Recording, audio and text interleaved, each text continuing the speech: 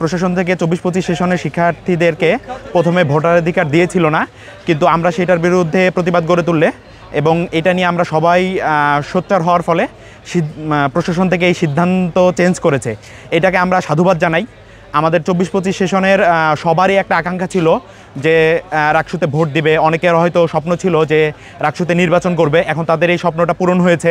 আমাদের অনুভূতি তো অবশ্যই ভালো, কারণ বিশ্ববিদ্যালয়ের শিক্ষার্থী হিসেবে রাকসুতে ভোট দিতে পারা বা রাকসুতে ক্যান্ডিডেট হিসেবে অংশগ্রহণ করতে পারাটা আমাদের অধিকার।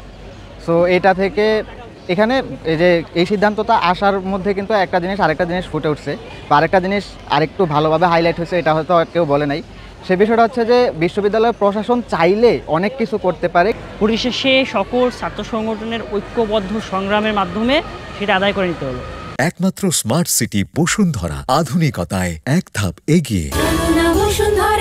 এতে প্রমাণিত হয় যে আমাদের প্রশাসনের সক্ষমতা থাকার পরেও তাদের সদিচ্ছার অভাব রয়েছে। এই সদিচ্ছার অভাবের কারণেই আসলে আমরা বারংবার ছাত্ররা বিভিন্ন অধিকার, তাদের যেই নৈতিক যেই চাওয়া পাওয়ার অধিকার, সেই অধিকার থেকে বঞ্চিত হচ্ছে। আমি রাজশাহী বিশ্ববিদ্যালয়ের প্রথম বর্ষের শিক্ষার্থী, অর্থাৎ একজন নবীন শিক্ষার্থী হিসেবে যখন আমি ক্যাম্পাস নিয়ে ভাবার সুযোগ পেয়েছি, অর্থাৎ ক্যাম্পাসে প্রতিনিধিত্ব করার সুযোগ পাচ্ছি রাকসুর মাধ্যমে, সেজন্য যারা এই যৌক্তিক আন্দোলনের মাধ্যমে রাকসুকে সুযোগ করে দিয়েছেন এবং রাকসুতে প্রতিনিধিত্ব করার জন্য আমাদেরকে যেই প্রশাসন সুযোগ দিয়েছেন, সেজন্য তাদেরকে ধন্যবাদ জানাই। দেখেন, জুলাই পরবর্তী বাংলাদেশে আমরা বিশ্বাস করি ক্যাম্পাস হবে নিরাপদ, ক্যাম্পাস হবে ছাত্রবান্ধব।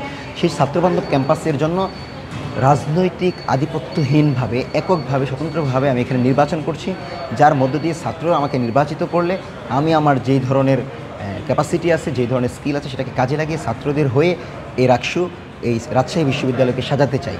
প্রতিটা শিক্ষার্থী কথা বলবে, প্রতিটা শিক্ষার্থী তার মর্যাদা পাবে, প্রতিটা শিক্ষার্থী দল, মত, বর্ণ, গোত্র, লিঙ্গ নির্বিশেষে তার অধিকারগুলো পাবে। এটাই মূলত আমাদের প্রত্যাশা।